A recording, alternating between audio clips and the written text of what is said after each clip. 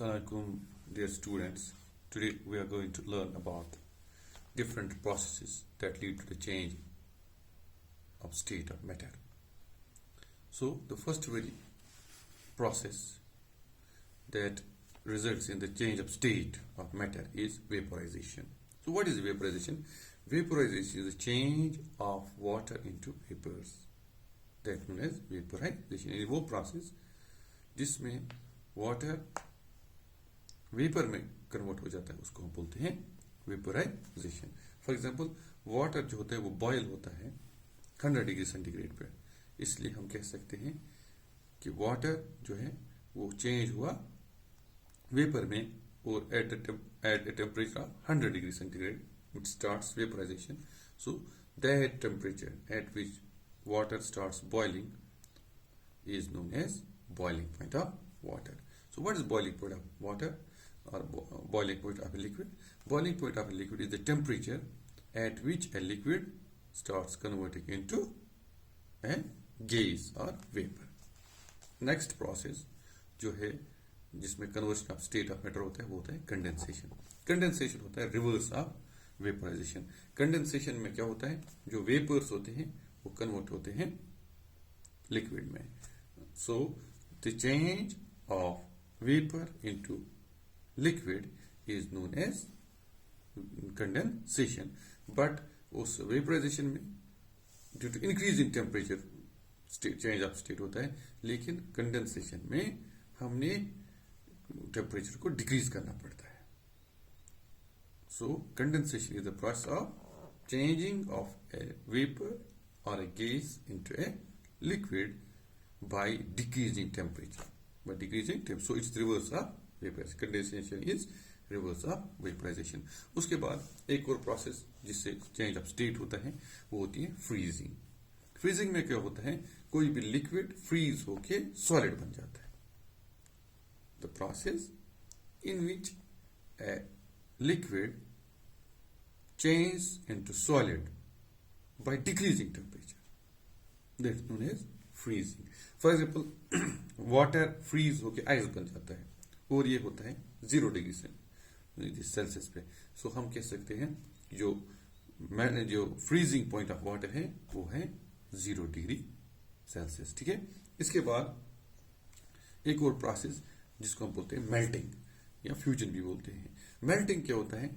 Melting होता है change of a solid into liquid. Change of a solid into liquid or change from solid state to the liquid state.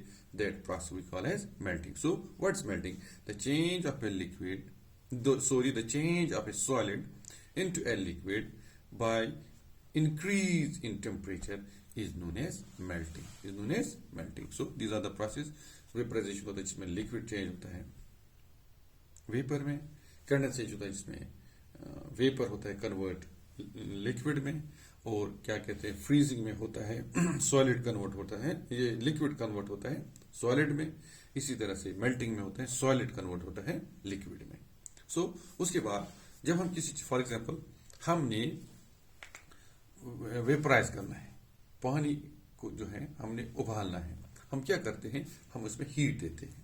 हम उसमें heat देते जाते हैं, दे रहे होते हैं, लेकिन उसका टेम्परेचर इंक्रीज नहीं होता है. उसका टेम्परेचर मानो 100 डिग्री सेंटीग्रेड तक पहुंच जाता है, वो बॉयल होना शुरू हो जाता है. उसके बाद उसका टेम्परेचर 100 ही रहता है, 101, 102, 110. हाँ, ये हीट जाती कहाँ है? Do you got it? For example हमने वाटर को बॉयल करना है, वेपोराइज करना है, इसको हमने लिक्विड स्टेट से गैसियस या वेपर स्टेट में लेना है.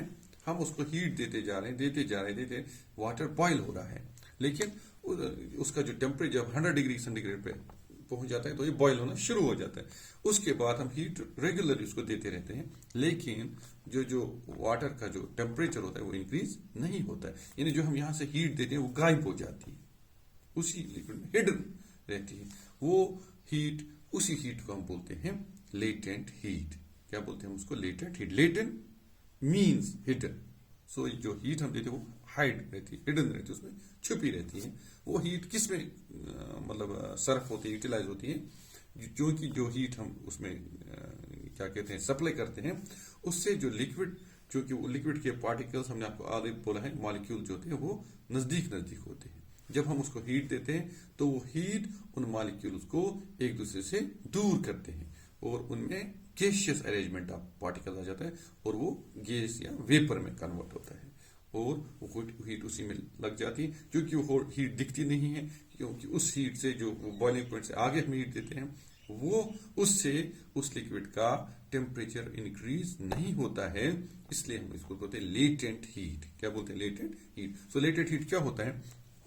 Latent heat is the amount of heat required, यानी released or absorbed, released or absorbed by body during change of state without rising temperature. So इसके बाद दो किस्म की हीट होती है लेटेंट हीट।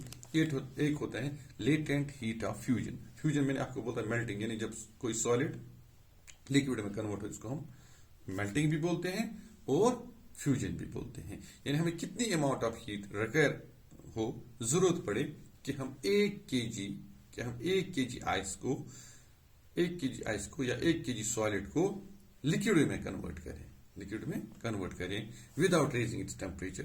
उस सॉलिड का टेम्परेचर रेज करने के बगैर कितनी हमें हीट जरूरत पड़े, उस वाली हीट को हम कहते हैं लेटेंट हीट ऑफ फ्यूजन। यानी हमें कितनी the amount of heat energy required to convert 1 kg of a solid into liquid without changing or without increasing the temperature, that is known as latent heat of fusion. For example, अगर हमने 1 kg ice को convert करना है liquid में यानी water में, हमें चाहिए 3.34 into 10⁵ joules of heat energy.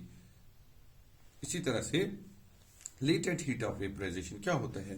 क्योंकि vaporisation mean change of state from liquid to gas, liquid to vapour, ठीक है। हमें 1 kg लिक्विड को वेपर में कन्वर्ट करने में कितनी एनर्जी लगे, कितनी हीट एनर्जी लगे without raising the temperature of that liquid, that amount of heat we call as latent heat of vaporisation. So these are some of the processes of change of state of matter. उसके बाद थोड़ा सा हम आपको बताएंगे इसके बारे में, क्या कहते हैं डिग्री, यूनिट ऑफ टेम्परेचर। क्योंकि जो यूनिट ऑफ टेम्परेचर है, सबसे पहले यूनिट ऑफ टेम्परेचर जो था वो था फ़ारेनहाइट। फ़ारेनहाइट जो है, फ़ारेनहाइट 20th सेंचुरी से पहले इन्वोक था।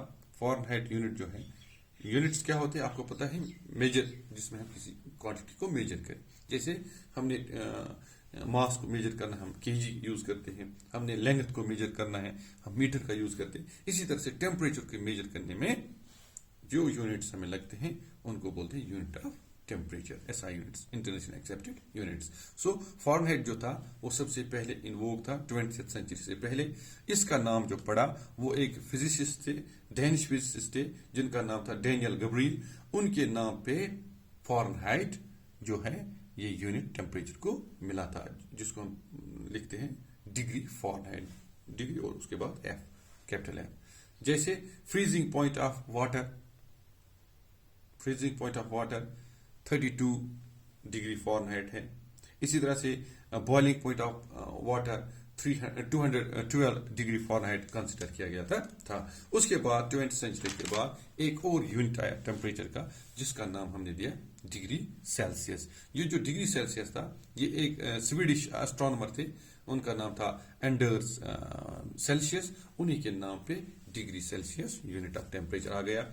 ये जो यूनिट था ये 1948 तक जो था, Celsius was known as centigrade. 1948 से पहले सेल्सियस को क्या बोलते थे? Degree centigrade. आज हम सेल्सियस यूज करते हैं। आज हम क्या कहते हैं? डिग्री सेंटीग्रेड इसको कहते थे, आज सेल्सियस कहते हैं। सो 0 डिग्री सेंटीग्रेड जो था या 0 डिग्री सेल्सियस जो था वो freezing point of water consider किया जाता था, और 100 डिग्री सेल्सियस जो है वो freezing point of water consider किया जाता है। उसके बाद एक और स्केल आई, उसका नाम है केल्विन स्केल। इसको हम आजकल एसआई यूनिट यानी स्टैंडर्ड इंटरनेशनल यूनिट्स के तहत हम इसको एक्सेप्ट करते हैं। एसआई यूनिट ऑफ टेम्परेचर अगर आपको कोई पूछेगा क्या है तो वो है केल्विन। सो आज हम केल्विन को SI unit of temperature consider करते हैं।